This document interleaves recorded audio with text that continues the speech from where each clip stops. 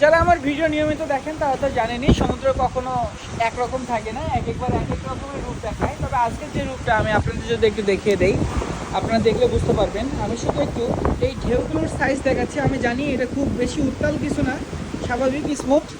তবুও এই স্বাভাবিকতার মাঝে আপনাদের মাঝে যেরকম একটা উত্তালতা বা অন্য রকমের অনুভূতি আসতে পারে, সেটাই আমি আপনাদের দেখিয়ে দেওয়ার চেষ্টা করছি। এখানে আস্তে আস্তে যতই সময় যাচ্ছে ঠান্ডার পরিমাণ কিন্তু বাড়ছে।